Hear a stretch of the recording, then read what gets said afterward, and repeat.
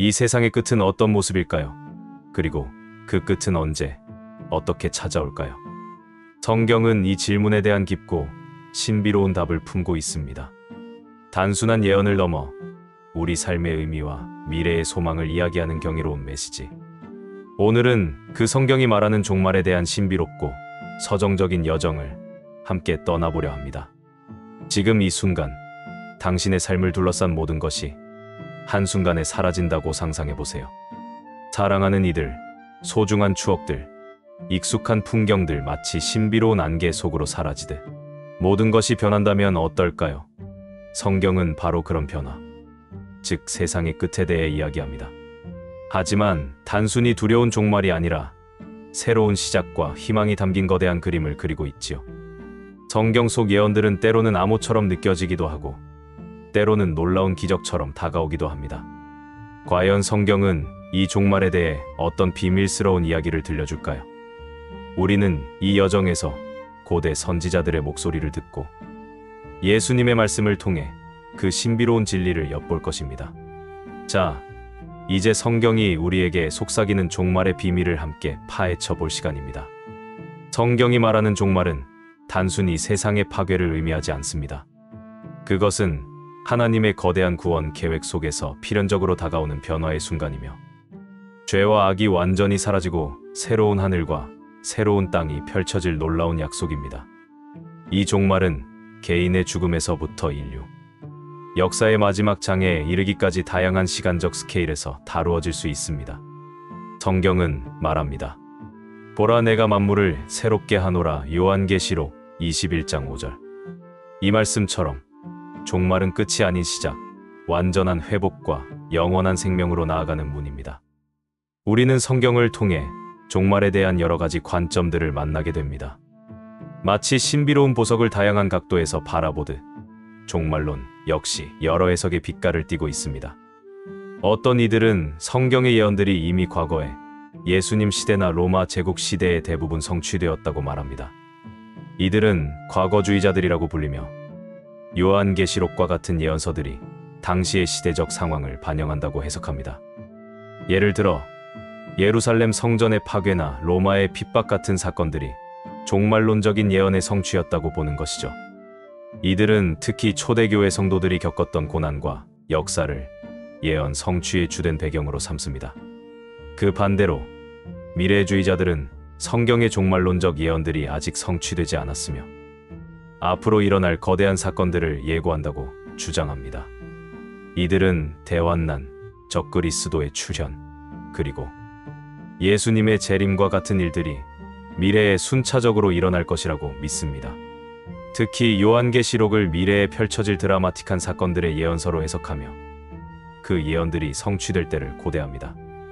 이들에게 성경의 예언들은 아직 열리지 않은 미래의 시간표와 같아서 그 신비로운 마지막 장을 기다리는 마음으로 성경을 읽습니다. 또한 역사주의라는 관점도 있습니다. 이들은 성경 예언을 인류 역사의 흐름 속에서 점진적으로 성취되는 것으로 이해합니다.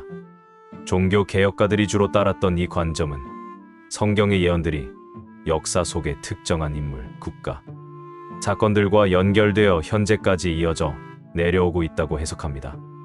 마치 강물이 굽이굽이 흘러 바다로 향하듯이 하나님의 예언이 역사 속에서 끊임없이 실현되고 있다고 보는 것이요. 그리고 이상주의는 요한계시록의 모든 개념을 상징으로 해석하며 문자적 해석을 거부하는 입장입니다. 이들에게 요한계시록은 특정 역사적 사건의 예언이라기보다는 선과 악의 영원한 대결과 궁극적인 승리를 상징적으로 보여주는 위대한 서사시와 같습니다. 이 모든 관점들 속에서 우리는 하나님의 놀라운 섭리를 엿볼 수 있습니다. 마치 신비로운 시계처럼 역사의 모든 순간들이 하나님의 계획 속에서 움직이고 있다는 것을 깨닫게 되는 것이죠. 성경은 단순한 역사의 기록이 아니라 과거와 현재, 그리고 미래를 아우르는 영원한 진리를 담고 있습니다. 이 진리들은 시간과 공간을 초월하여 우리에게 깊은 통찰과 영적인 깨달음을 선사합니다. 다음으로 넘어가기 전 구독과 좋아요 눌러주세요. 종말론에 대한 신학적 이해는 더욱 깊고 다채롭습니다. 그 중에서도 천년왕국에 대한 해석은 기독교, 역사 내내 뜨거운 논쟁의 중심이었습니다. 전 천년주의는 예수님께서 이 땅에 다시 오셔서 천년 동안 의로운 통치를 하시는 천년왕국을 세우실 것이라고 믿습니다. 이들은 세상이 점점 더 악해질 것이며 예수님의 재림이 임박했음을 알리는 징조들이 나타나고 있다고 봅니다. 마치 어둠이 깊어질수록 새벽이 가까워 오는 것처럼 말이죠. 이 관점에서는 예수님의 재림이 먼저 있고 그 후에 천년왕국이 시작된다고 봅니다. 이들은 성경의 예언들을 문자적으로 해석하며 세상의 역사가 특정한 순서에 따라 전개될 것이라고 믿습니다. 특히 요한계시록 20장 4절의 그리스도와 함께 천년 동안 왕 노릇하리라는 말씀을 문자적으로 받아들이며 이 천년왕국이 실제적인 기간 동안 지상에서 이루어질 것을 기대합니다. 이들의 믿음은 역사의 마지막 순간까지 하나님의 절대적인 주권이 작용할 것이라는 깊은 확신에 기반을 두고 있습니다. 부천년주의는 이와는 다른 희망적인 그림을 그립니다. 이들은 복음이 전 세계에 전파되고 교회의 노력을 통해 세상이 점진적으로 변화되어 마침내 천년왕국과 같은 평화롭고 의로운 시대가 도래할 것이라고 믿습니다. 그리고 이 천년왕국 시대가 끝난 후에 예수님께서 재림하실 것이라고 봅니다. 마치 씨앗이 자라 열매를 맺듯이 복음의 능력이 세상을 변화시킬 것이라는 낙관적인 믿음을 가지고 있습니다. 이들에게 천년왕국은 문자적인 천년의 기간이라기보다는 복음의 영향력으로 세상이 점차적으로 선하고 아름다운 곳으로 변화하는 영적인 시대를 상징합니다. 사회 정의와 도덕성의 회복, 그리고 기독교적 가치의 확산이 이 천년왕국 시대를 특징짓는 요소라고 봅니다. 이는 기독교인들이 세상 속에서 빛과 소금의 역할을 감당함으로써 하나님의 뜻을 이루어 나갈 수 있다는 강한 동기를 부여합니다. 그럼 무천년주의는 어떨까요? 무천년주의는 천년왕국을 문자적인 기간으로 보지 않습니다. 대신 예수님의 초림부터 재림까지의 교회 시대를 상징적으로 천년왕국으로 해석합니다. 즉, 예수님께서 이미 하늘 보좌에 앉으셔서 통치하고 계시며 성령을 통해 교회를 다스리시는 것이 바로 지금 이 시대의 천년왕국이라는 것이죠. 이들에게 천년왕국은 물리적인 통치가 아니라 영적인 통치를 의미합니다. 내가 세상을 이겼노라, 요한복음 16장 33절에서 하신 예수님의 말씀처럼 예수님의 승리가 이미 이루어졌고 그 승리 안에서 우리가 살아가고 있음을 강조합니다. 이들은 천년왕국을 현재의 교회 시대로 이해하며 그리스도의 영적인 통치가 이 시대에 지속되고 있다고 봅니다. 부활과 승천을 통해 이미 만유의 주가 되신 예수님의 통치가 영적으로 실현되고 있는 것이죠. 이러한 이해는 우리가 지금 살고 있는 이 순간에도 하나님의 나라가 우리 가운데 임하고 있음을 깨닫게 합니다. 이러한 다양한 관점들은 모두 성경을 근거로 하지만 그 해석의 차이로 인해 풍부한 신학적 논의를 만들어냅니다.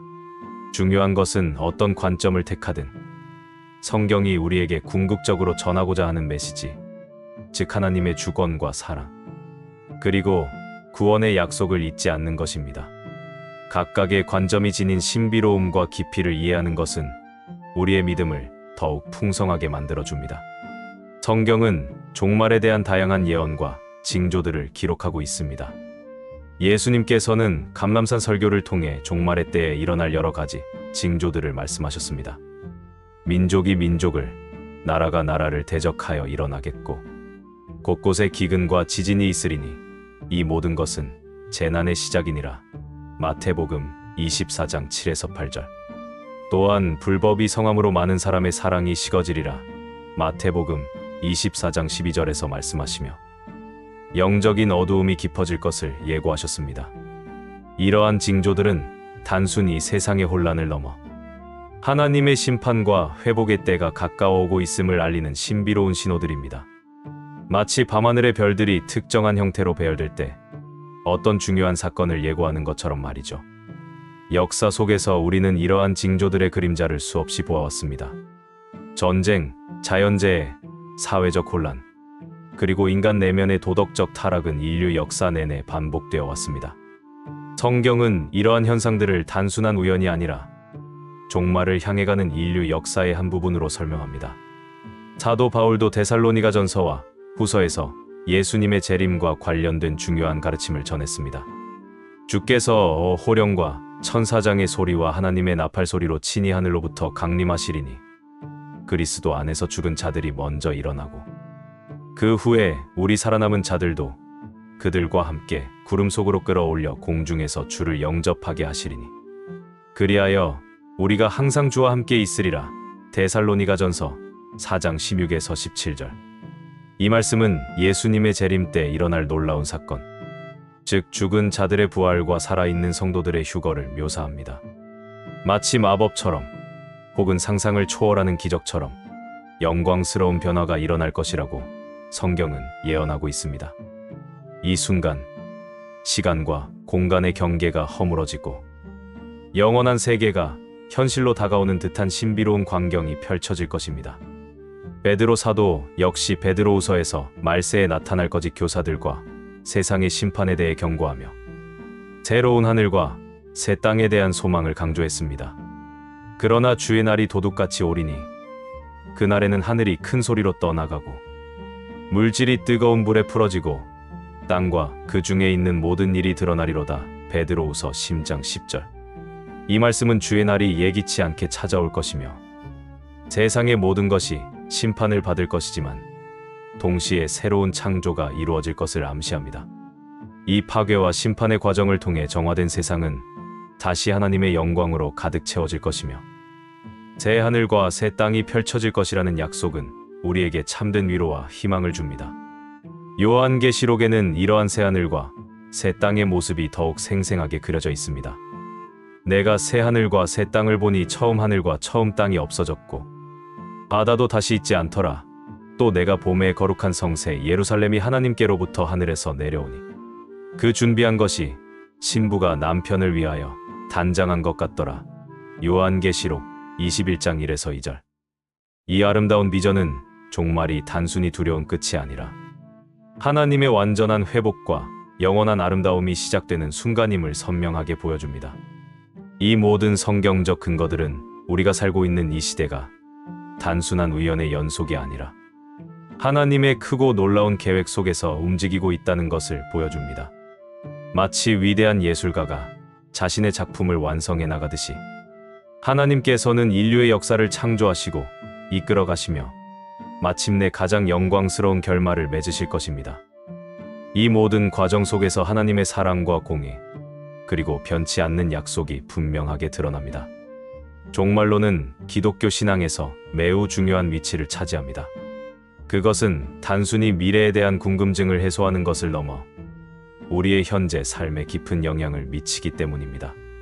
첫째, 종말론은 우리에게 미래에 대한 흔들리지 않는 소망을 제공합니다. 이 세상의 고통과 어려움 속에서도 우리는 장차 다가올 영원한 하나님의 나라를 바라보며 위로와 용기를 얻을 수 있습니다. 우리가 바라보는 것은 보이는 것이 아니요 보이지 않는 것이니 보이는 것은 잠깐이요 보이지 않는 것은 영원함이라. 고린도후서 4장 18절. 이 말씀처럼 우리의 소망은 일시적인 세상의 가치에 있는 것이 아니라 영원한 하나님의 약속에 있습니다. 이 소망은 우리를 강하게 만들고 어떤 시련 속에서도 믿음을 지키게 하는 신비로운 힘이 됩니다. 심지어 죽음의 그림자가 드리워진 순간에도 종말론적 소망은 우리에게 영원한 생명에 대한 확신을 심어주어 두려움을 이겨내게 합니다. 둘째, 종말론은 우리가 현재의 삶을 하나님의 뜻에 따라 살도록 동기를 부여합니다. 마지막 때가 있다는 사실은 우리가 시간을 허비하지 않고 매 순간을 소중히 여기며 하나님을 기쁘시게 하는 삶을 살도록 이끌어줍니다. 마치 경주자가 결승선을 향해 모든 힘을 다하듯이 우리도 영원한 목적지를 향해 달려가야 함을 깨닫게 됩니다. 너희는 먼저 그의 나라와 그의 의를 구하라. 그리하면 이 모든 것을 너희에게 더하시리라. 마태복음 6장 33절. 이 말씀은 우리가 현재의 삶 속에서 하나님의 주권을 인정하고 그분의 뜻을 따르는 것이 얼마나 중요한지를 일깨워 줍니다. 주님의 재림을 고대하는 성도는 세상의 쾌락이나 물질적인 성공만을 좇지 않고 영원한 가치를 추구하며 살아가는 것입니다. 셋째, 종말론은 죄와 악에 대한 하나님의 심판과 구원의 완성을 강조합니다. 모든 불의와 고통은 언젠가 끝이 나고 하나님께서는 의롭게 심판하시며 믿는 자들에게는 영원한 구원을 베푸실 것입니다. 이 진리는 우리에게 정의에 대한 갈망을 심어주고 악을 미워하며 선을 행하도록 촉구합니다. 마치 어둠을 밝히는 빛처럼 하나님의 공의는 모든 것을 드러내고 올바르게 세울 것입니다. 이 심판은 단순히 벌을 주는 행위가 아니라 하나님의 사랑과 거룩함을 온전히 드러내는 최종적인 행위입니다. 그 심판을 통해 모든 눈물이 씻겨지고 슬픔과 고통이 사라진 온전한 평화가 도래할 것입니다. 넷째, 종말론은 하나님의 나라가 궁극적으로 완성될 것을 가르칩니다. 이 땅의 모든 통치와 권세는 사라지고 오직 하나님의 통치만이 영원히 이어질 것입니다. 이는 우리에게 겸손을 가르치고 세상의 권력에 굴복하지 않고 오직 하나님만을 경배하도록 이끌어줍니다. 세상 나라가 우리 주와 그의 그리스도의 나라가 되어 그가 세세토록 왕 노릇하시리로다. 요한계시록 11장 15절. 이처럼 성경은 인류 역사의 최종 목표가 하나님의 완전한 통치 아래 놓이는 것임을 분명히 합니다. 모든 피조물이 하나님을 찬양하고 영광 돌리는 그날, 모든 죄와 슬픔은 영원히 사라질 것입니다. 이처럼 종말론은 우리의 신앙의 핵심을 이루며 삶의 방향과 목적을 제시하는 중요한 나침반과 같습니다. 그것은 우리가 이 세상에서 어떻게 살아야 하며 무엇을 바라보고 나아가야 하는지에 대한 분명한 지침을 줍니다. 종말론은 단순히 미래에 대한 학문적 탐구가 아니라 현재의 삶을 변화시키고 영원한 소망으로 이끄는 살아있는 진리입니다. 하지만 종말론을 이해하고 받아들이는 데 있어서 몇 가지 주의할 점이 있습니다. 첫째, 시한부 종말론을 경계해야 합니다. 성경은 종말의 시기를 정확히 알 수 없다고 분명히 말합니다. 그러나 그날과 그때는 아무도 모르나니 하늘의 천사들도 아들도 모르고 오직 아버지만 아시느니라. 마태복음 24장 36절. 그러므로 특정 날짜를 지정하여 종말이 온다고 주장하는 것은 성경적 근거가 없는 위험한 주장입니다. 이러한 주장은 종종 사람들에게 혼란과 두려움을 주고 심지어는 이단으로 이어지기도 합니다. 마치 신비로운 예언서의 암호를 풀었다고 착각하는 이들처럼 인간의 지혜로는 하나님의 때를 알 수 없음을 인정해야 합니다. 섣부른 예측은 오히려 사람들의 믿음을 흔들고 복음의 순수성을 해칠 수 있습니다. 둘째, 성경 구절을 자의적으로 해석하거나 극단적인 시나리오에 맹신하는 것을 경계해야 합니다. 성경은 풍류적 표현과 상징적인 언어를 많이 사용하고 있습니다. 이를 문자적으로만 해석하거나 자신의 생각에 맞춰 왜곡하는 것은 큰 오류를 범할 수 있습니다. 예를 들어 요한계시록의 상징들을 지나치게 문자적으로 해석하여 특정 인물이나 사건에 무리하게 끼워 맞추는 것은 위험합니다.